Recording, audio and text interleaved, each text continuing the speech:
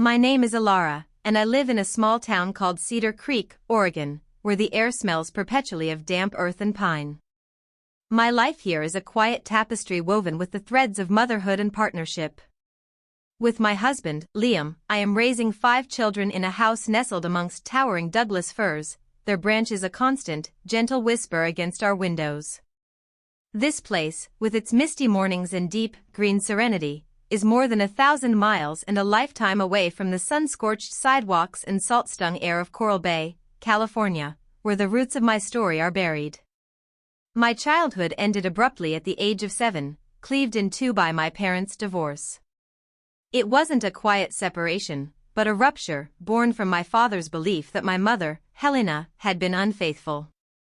The deepest fault line, however, was his suspicion that my younger sister, Maya, was not his biological daughter. This suspicion was a poison that seeped into the foundations of our family. My father, Arthur, left. He never completely abandoned me, however. He became a distant but steady benefactor, paying for my private school, my college tuition, my first car. For me, he was a provider. For Maya, he was an absence, a gaping hole in her life filled only by my mother's bitterness and a conspicuous lack of financial support. This chasm of differential treatment, dug by our father's doubt, separated Maya and me for decades, creating a strange and painful imbalance in our sisterhood. Years later, in the twilight of his life, my father and I found our way back to each other. We didn't dissect the past, we didn't need to. We sat in comfortable silence, walked along the harbor in his new town, and built a fragile bridge of understanding over the troubled waters of our history. He was a quiet man, his love expressed not in words but in his steady presence. This late-in-life closeness was a balm to my soul, but a thorn in my mother's side. When he passed, the finality of his favor was sealed. He named me the sole heir to his trust, a sum of just over $500,000. His death, instead of bringing us together in shared grief, only widened the chasm. My mother and sister, their lives a constant struggle against financial tides, Helena pushing carts at a cavernous superstore, Maya decorating cakes in a grocery store bakery, began to look at me differently. I was no longer just Alara, wife and mother, I was Alara, the keeper of the gate, the one who held the key to a life they could only dream of. My inheritance became an unspoken presence in every conversation, a silent third party to our relationship. The requests began small, a few $100s here for a car repair, 1,000 there for a dental bill. Fueled by a potent cocktail of guilt and a deeply ingrained sense of familial duty, I always said yes. As my own family's finances stabilized and grew with Liam's successful contracting business, my assistance escalated. It became an expectation, a river of funds flowing from my well-tended garden in Oregon to their perpetually drought-stricken patch of land in California. I told myself it was what a good daughter, a good sister, did. But deep down, a seed of resentment was taking root, a quiet, insistent feeling that I was not just helping, but enabling, funding a life of dependence rather than fostering one of self-sufficiency. The breaking point began with a phone call on a Tuesday afternoon, the rain drumming a soft rhythm on our roof. Helena's voice was strained, a carefully constructed performance of maternal worry. She spoke of the old family home in Coral Bay, the one my father had left to her and Maya. It was falling apart, she said. The roof leaked, the foundation was cracking, the plumbing was a disaster waiting to happen. She had gotten an estimate, a staggering $300,000, to make it livable, to make it safe. The unspoken question hung heavy in the air between us, crackling with static and expectation. She was eyeing my inheritance, the legacy of the man who had forsaken her, to fix the house he had left behind. My heart hammered against my ribs. I thought of our own plans, of college funds for 5 children, of the life Liam and I were carefully building. "Mom, I can't," I said, my voice barely a whisper. That's not possible." The warmth in her voice instantly frosted over. The conversation became a torrent of accusations and guilt-laden sighs. I was selfish. I had forgotten where I came from. I was hoarding Arthur's money that, in her twisted logic, should have been hers. The call ended with a click, leaving our relationship hanging by a thread, thinner and more fragile than ever before. I felt the familiar weight of obligation pressing down on me, a weight I had carried since I was a child, trying to balance the scales between my two fractured worlds. This time, however, something inside me, a tiny, resilient sprout of self-preservation, refused to be crushed. It was the beginning of a long, painful reckoning with the true cost of family, love, and money. The silence that followed that explosive phone call was heavier than any argument. For 2 weeks, my phone remained quiet. No calls from Helena, no texts from Maya. In that void, my own guilt festered. I replayed the conversation in my mind, her accusations echoing in the quiet moments of my day. Had I become selfish? Was I abandoning them to live in a crumbling house while I sat comfortably in my fortress of fir trees? Liam, ever my anchor, listened patiently as I paced our living room, the wood floors cool beneath my bare feet. He saw the turmoil in my eyes, the war between my head and my heart. "You know they're manipulating you, Alara," he said gently, his hand finding mine. "But I also know you can't just turn your back. It's not who you are." He was right. The guilt was a physical ache, a phantom limb of responsibility I couldn't seem to shed. I thought of Maya, who, despite the wedge between us, was still my sister. I remembered us as little girls, sharing secrets under a scratchy wool blanket, the scent of the sea drifting through our open window. The thought of her living in a house with a leaking roof and faulty plumbing was more than I could bear. So I called my mother back. I heard the surprise in her voice, quickly masked by a cautious warmth. I took a deep breath, the scent of rain and wet soil from the open window grounding me. "Mom," I began, my voice steadier than I felt. "I can't give you $300,000. But I want to help. I can lend you $75,000 for the most urgent repairs." The relief in her sigh was audible, a wave of warmth washing through the phone line. "Oh, Alara, thank you. Thank you, baby. I knew you wouldn't let us down." In that moment, a small, treacherous part of me preened under her approval. I had fixed it. I had restored the peace. But as I hung up, a familiar unease settled over me. I had made the offer in a rush of emotion, a desperate bid to soothe my own conscience. That evening, as the kids slept and the house was cloaked in a deep, Oregon quiet, Liam and I sat at the kitchen table. He listened to my account of the conversation, his brow furrowed in thought. $75,000 is a lot of money, Alara," he said, his voice low and serious. "We can't just hand it over. How do you know it will go to the house? We need to be smart about this." His pragmatism was a splash of cold, clear water on my emotional fever. He proposed a plan: we would lend them the money in installments. I would release funds as work was completed and invoices were presented. It was a businesslike approach to a deeply personal problem, but it felt right. It felt safe. The next day, I explained the plan to Helena. To make it easier, I improvised, the lie tasting like chalk in my mouth. "I'm going to reactivate an old bank account I have down there in Coral Bay. I'll transfer the money in portions into that account, and I'll give you a debit card so you can pay the contractors directly." The real reason, of course, was what Liam and I had discussed: it gave us a way to monitor the spending and control the flow of cash. "Why can't you just wire it to my account?" Helena asked, a flicker of suspicion in her tone. "Oh, it's just tax stuff," I stammered, feeling my cheeks grow warm. "This keeps it cleaner, as a loan. It's better for both of us." She didn't press further, her desire for the money outweighing her curiosity. I transferred the first installment, $15,000, into the newly opened account. I mailed her the card.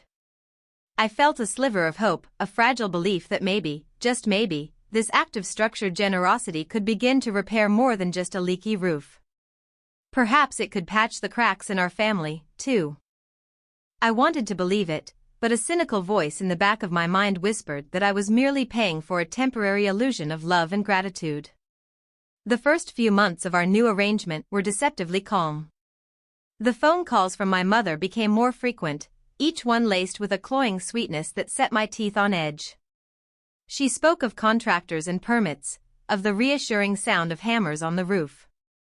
She thanked me profusely after each transfer of funds, her gratitude so effusive it felt rehearsed.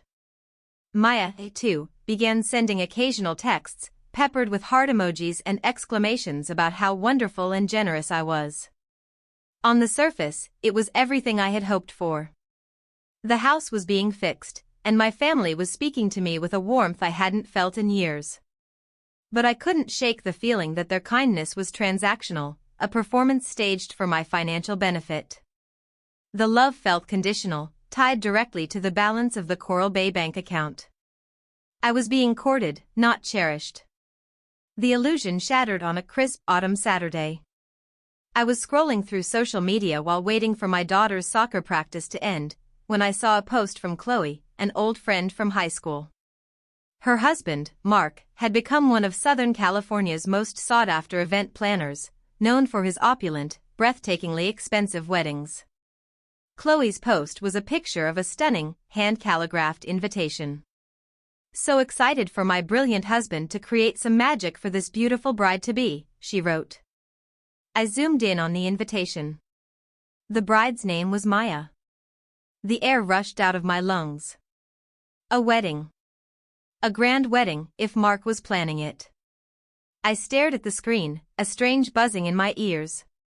I hadn't heard a word about Maya even being engaged. A quick search of her social media showed nothing, her profiles were locked down tight. I clicked through the pictures on Chloe's feed, my heart pounding. There were photos of venue visits, a breathtaking seaside resort, and floral consultations, hinting at an affair of staggering scale. The caption on one photo read, "A 200-guest dream wedding in the making."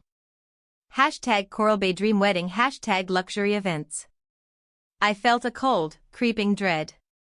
Mark's services didn't come cheap. A wedding of that size, at that venue, would cost a fortune. I thought of the numbers Chloe had casually mentioned in the past.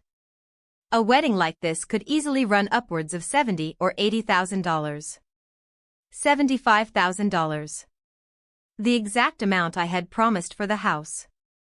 My hands were shaking as I pulled up my banking app. I navigated to the Coral Bay account, the one I had been diligently funding for the renovations. I stared at the screen, my blood turning to ice. The balance was $27.34. I had transferred a total of $20,000 over the past 3 months. It was all gone. The world seemed to tilt on its axis. The cheerful shouts of the children on the soccer field faded into a dull roar. It wasn't just about the money. It was the depth of the deception. The coordinated lies, the sweet-voiced phone calls, the heart emojis, it was all a charade. A meticulously crafted play designed to extract money from me under false pretenses. They hadn't just lied, they had used my love, my guilt, my deepest desire for a whole and healthy family, as leverage. They had built their fantasy on the foundation of my trust, and now, it had all come crashing down. I sat in my car, the steering wheel cold beneath my clenched fists, and dialed my mother's number. My voice, when she answered, was unnaturally calm. "Hi, Mom. How are the renovations going?" "Oh, wonderfully, honey," she chirped, the false cheeriness grating on my raw nerves. "They're making such good progress. We hired a company, Seaview Restorations. They're just fantastic." I typed the name into my phone's search browser while she continued to prattle on about drywall and plumbing fixtures. The search results came back instantly. No results found for Seaview Restorations in Coral Bay, California. The lie was so bald, so careless, it was almost insulting. "That's funny," I said, my voice dangerously quiet. "I can't seem to find any information on them." "And Mom? I have another question. Why is the bank account for the renovations empty?" A beat of silence. Then, a flustered sputtering. "Oh. Well, the deposit. We had to pay a very large deposit up front. That's standard practice, you know." I see, I said, the words like chips of ice. And I suppose that deposit is also paying for Maya's wedding? The silence on the other end of the line was absolute, a confession in itself. In that moment, something inside me broke. It was the last, frayed thread of hope I had been clinging to, the belief that underneath it all, my family's love was real. I saw the truth with devastating clarity. To them, I was not a daughter or a sister. I was a resource. A bank. And the well had just run dry. The drive home from the soccer field was a blur. The anger was a hot, molten thing in my chest, but beneath it was a grief so profound it felt like I was being hollowed out from the inside. They hadn't just stolen money, they had stolen the possibility of us. When I walked through the door, Liam took one look at my face and knew. I collapsed into his arms, the whole sordid story tumbling out between sobs. The wedding, the lies, the empty bank account. He held me, his own anger a quiet, steady heat at my back. That's it, Elara, he said, his voice firm. It's over. You're done. His words were a permission slip I hadn't known I was waiting for. It was over. I would not send another dime. I would not subject myself to another second of their deceit. That night, I made a silent vow. I would protect myself. I would protect our family. I would build a wall around the life we had made here in the quiet woods of Oregon, a wall they could not breach with their lies and manipulations. The next day, their calls and texts began. First, a casual "Hey, thinking of you," from Maya. Then, a more pointed, "Hi honey, just checking in to see when the next transfer might be coming through," from Helena. I ignored them. I let the calls go to voicemail. I left the texts unanswered. The silence was my shield, my first act of self-preservation. A week later, Helena, growing desperate, tried a new tactic. She called Liam's phone. It was evening, and we were cleaning up after dinner, the kids chasing each other through the living room. I had explicitly told him, "Do not answer any calls from my family. Let me handle this." But when his phone rang, displaying my mother's name, he hesitated, his face a mask of conflict. He saw the frantic look in my eyes, but the ingrained politeness of his nature won out. He answered. I stood frozen in the kitchen, dish towel in hand, listening to his side of the conversation. "Hello, Helena." "Yes, she's here." "No, everything's fine." His voice grew tense. I could hear the tinny sound of my mother's tearful pleading through the receiver. He paced into the living room, trying to lower his voice, but I could still hear him. "Well, there's been a bit of a misunderstanding," he said, his voice tight with frustration. And then, in a moment of heated exasperation that would change everything, he let it slip. "Helena, she knows. She knows the money wasn't for the house. She knows it was for Maya's wedding." A sharp intake of breath from me. He shot me a panicked look, realizing his mistake. But the damage was done. He didn't stop there. The dam of his restraint had broken. And we know about the knee surgery, too. We know that money you asked for a few months ago for your surgery went to the house instead. He hung up the phone, his face pale. "I'm so sorry, Elara." She was crying, saying you'd abandoned them mid-renovation, that you broke your promise. I lost it. I was furious. Not at his defense of me, but at the revelation. I had wanted them to sit in the dark, to wonder why the money had stopped, to feel the cold consequence of their actions without an explanation. I wanted them to have to face their own deceit. Now, Liam had handed them a script, a way to reframe the narrative. Within minutes, my own phone, which had been silent for days, lit up with a barrage of messages from my mother. It was all a big misunderstanding. "Please call me. We can explain everything. I'm so sorry." Her apologies were swift and desperate, the words of someone caught in a lie, not of someone truly remorseful. She claimed she'd had to take a loan from a friend for the initial repairs and was using my money to pay them back. The lies were becoming more convoluted, more insulting in their transparency. Exhausted, exasperated, I finally texted her back. I will talk to you on the phone, one time. And you will tell me the absolute, unvarnished truth. All of it. She agreed immediately. A few minutes later, my phone rang. I put it on speaker, Liam sitting beside me, his hand resting on my knee in a silent show of support. Elara, she began, her voice trembling. I am so sorry. The truth, Mom, I said, my voice devoid of emotion. No more stories. And then, it all came out. She admitted everything. Yes, they had planned to fund Maya's entire lavish wedding by deceiving me. They had invented the renovation story because they knew I was a soft touch when it came to the family home, a symbol of everything we had lost. They thought I would never find out, living so far away, with no connections left in Coral Bay. Why? I asked, the single word holding a universe of pain. Why not just ask me for help with the wedding? Her voice dropped to a whisper. Maya didn't want to ask. She has this pride. She didn't want to feel like she was taking a handout from her big sister. She didn't want to feel indebted to you. The irony was so bitter it made me want to laugh. So instead of asking for help, they had chosen to steal, to manipulate, to treat me like a fool. I took a deep breath, the confession about the knee surgery still hanging in the air. And the surgery, Mom? Was that a lie, too? A long pause. The house, it really did need some things done before Maya's fiancé and his family came to visit for the first time, she stammered. The porch railing was rotted, the paint was peeling. I panicked.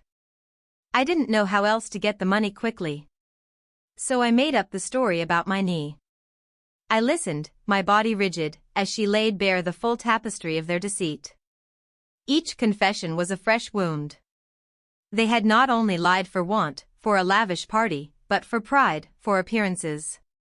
They had exploited my care, my concern for her health, to patch up a porch railing to impress strangers. I tried to remain composed during the call, my voice a steady, cold instrument of interrogation.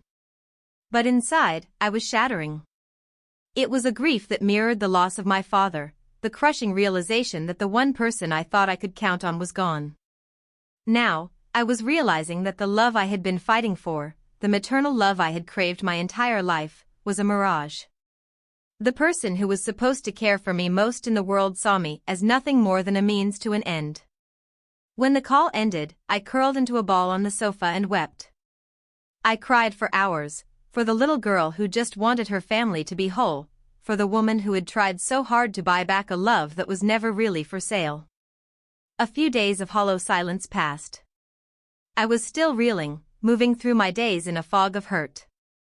Then, a voicemail appeared on my phone from Helena. I listened to it, my heart turning to a cold, heavy stone in my chest. Her voice was no longer apologetic. It was demanding. Elara, I know you're upset, she said, a chillingly casual tone in her voice. But the wedding is in 2 weeks, and we've already paid deposits we can't get back. We still need the rest of the money you promised to see this through. Please, just send it. No remorse. No understanding of the gravity of her betrayal. Just a callous expectation that, after everything, I would still open my wallet. That was the moment the last flicker of familial obligation died within me. With a steady hand, I blocked her number. Then I blocked Maya's. I looked at Liam, my eyes hard. If you ever speak to them again behind my back, I said, my voice low and shaking with a resolve I didn't know I possessed, we will have a problem you and I cannot fix. Do you understand me? He nodded, the gravity of my words sinking in.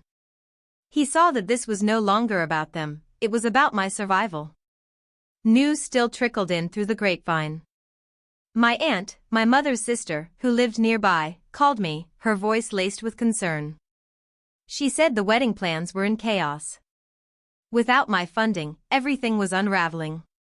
Are you sure you won't help? She asked gently. It's Maya's special day. A part of me, the old, conditioned part, felt a pang of sadness. I was, in a way, responsible for spoiling my sister's wedding. But a stronger, newer part of me felt a fierce surge of justification. This was not my fault. I was not spoiling a wedding. I was refusing to finance a fantasy built on a foundation of lies. I was protecting myself from being used, and if their house of cards collapsed as a result, then so be it. The day of the wedding arrived, a bright, sunny Saturday in California that felt gray and overcast here in Oregon. A single text message made it through from my mother, sent from a friend's phone. It read, "I hope you're happy. You have ruined your sister's life. As of today, you are no longer my daughter. I am disowning you." I read the words and felt a strange, numbing devastation. To be disowned for refusing to be a victim of their scheme. The cruelty of it was breathtaking. I felt Liam's arms wrap around me from behind. He read the message over my shoulder, his jaw tightening. "She's a cruel woman, Alara," he whispered into my hair. I knew he was right. I knew I had made the right decision. But the words still cut me to the bone. That day, to escape the suffocating weight of it all, I turned off my phone. I packed a picnic, gathered the kids, and we drove to the coast, letting the roar of the Pacific Ocean drown out the angry, wounded voices in my head. I stood on the sand, the cold wind whipping my hair across my face, and for the first time, I felt the tiniest flicker of freedom. It was a painful, lonely freedom, but it was mine. The call from Chloe came 2 days later. She was incandescent with fury, not at me, but for her husband, Mark. "I just have to vent to someone who will understand," she began, and the story of the wedding disaster poured out. Apparently, on the morning of the wedding, with half their vendors unpaid and threatening to pull out, Helena and Maya had cornered Mark. They begged him to salvage what he could, promising him an additional $30,000 on top of the $40,000 they had already scraped together, which had barely covered the venue deposit. They wept, they pleaded, they painted me as a monster who had pulled the rug out from under them at the last minute. Mark, a kind man caught in an impossible situation and worried about his professional reputation, did his best. He cobbled together a meal from a local caterer and arranged some simple decorations. The result, Chloe said, was a sad echo of the grand affair they had planned. The guests, especially the groom's affluent family, were unimpressed, whispering about the sparse food and cheap-looking flowers. The whole event was a mortifying failure.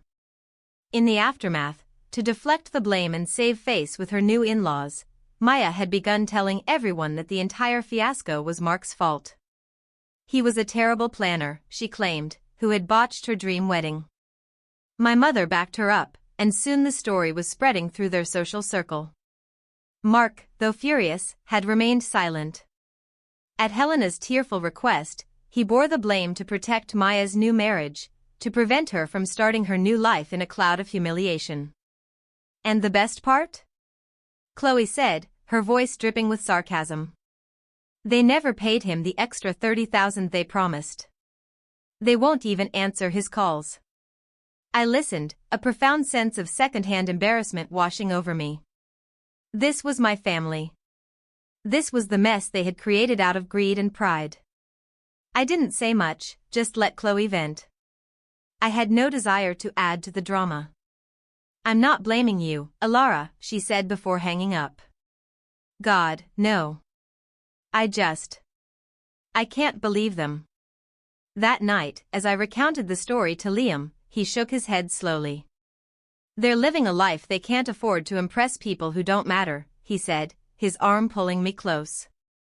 "You did the right thing, staying away from that. It's not your circus, and they are not your monkeys."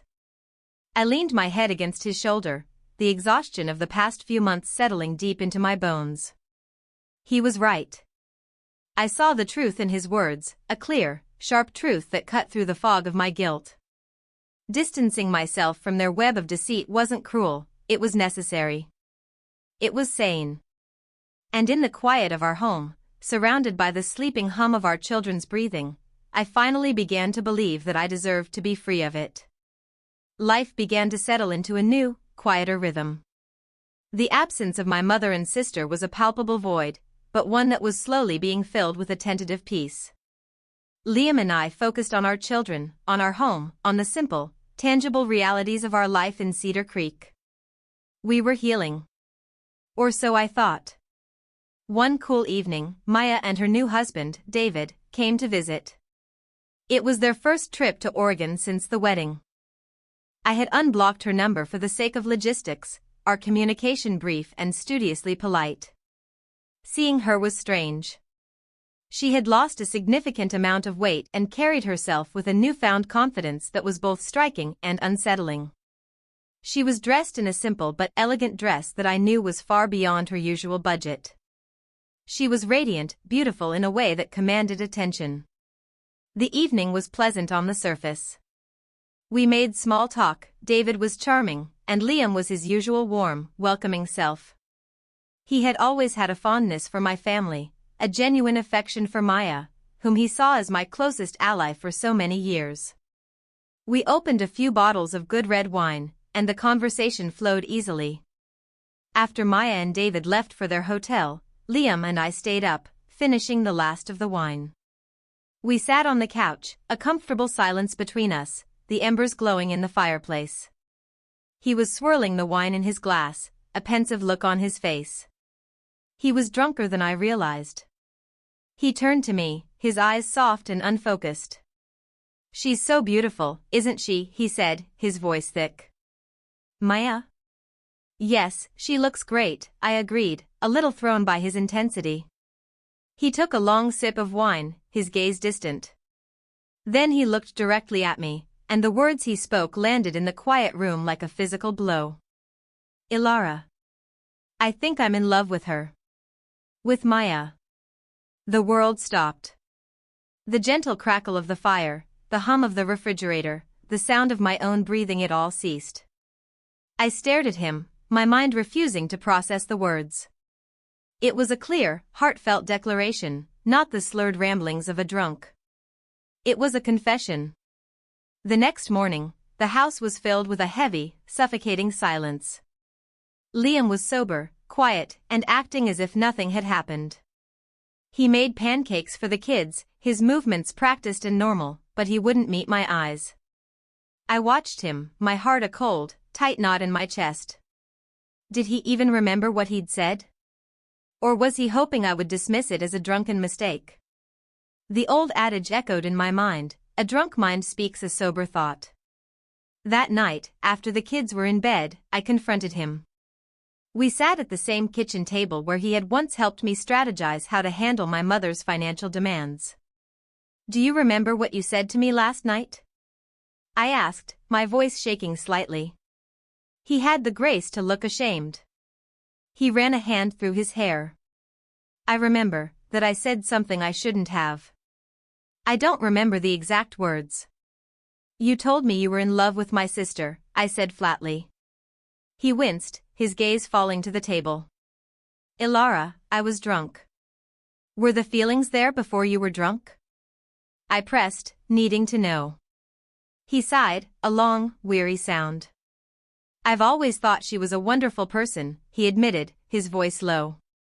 "She's kind, she's warm. And yes, seeing her last night, after her transformation, she's more confident.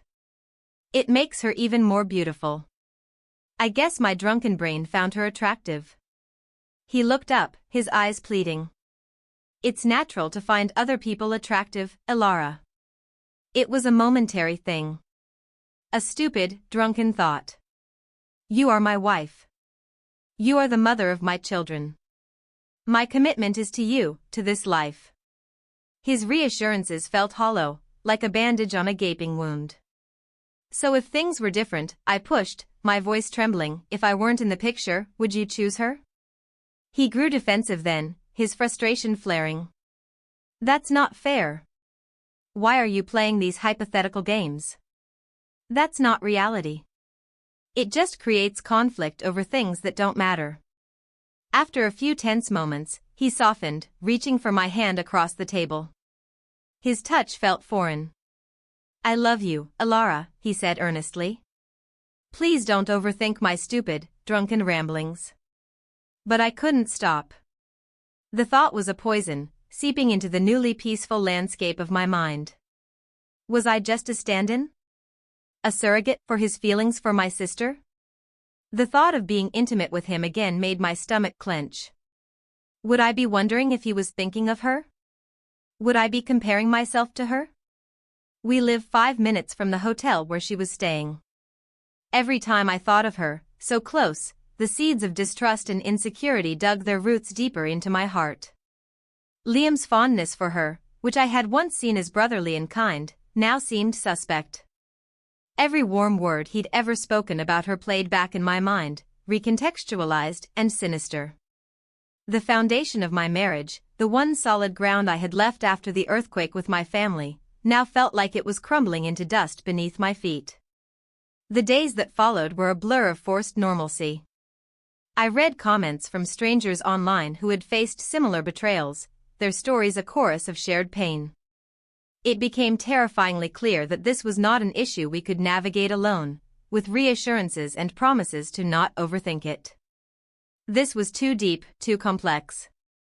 One evening, after another day of strained silence, Liam broke down. He finally acknowledged that his feelings for Maya were more than a fleeting, drunken thought.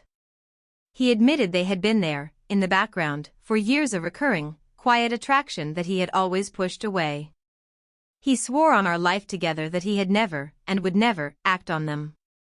He loved me, he loved our family, and he was terrified of losing it all. His honesty, as painful as it was the first crack of light in a very dark room. It was a starting point. "We need help," I said, my voice quiet but firm. "We need to go to counseling." To my profound relief, he agreed immediately. "Whatever it takes, Elara," he said, his eyes filled with a desperate sincerity. "I'll do whatever it takes." We also agreed that, for now, he needed to give me space. When I made plans with Maya because she was still my sister, and I was not ready to sever that final tie, he would not join us. I needed to be able to see her, to rebuild some semblance of a relationship with her, without the suffocating pressure of his presence, without my mind scrutinizing every glance, every word that passed between them. So, this is where I am now. Standing in the wreckage of one relationship and on the fragile, shifting ground of another. The journey to rebuild the trust with Liam will be long and arduous. The ghost of his confession may always linger in the quiet corners of our marriage. But for the first time in a long time, we are being honest. We are facing the ugly, uncomfortable truth together. I have learned that boundaries are not walls to keep love out, but fences to protect the garden of your own well-being. I have learned that self-respect is not selfish, but essential for survival. My story does not have a neat and tidy ending. The reconciliations are partial, the healing is incomplete. But there is a path forward, lit by the faint but steady glow of professional help and a shared commitment to finding our way back to each other. It is not the life I ever imagined, but it is a life built on truth. And I am learning, slowly and painfully, that this is the only foundation that will ever truly hold.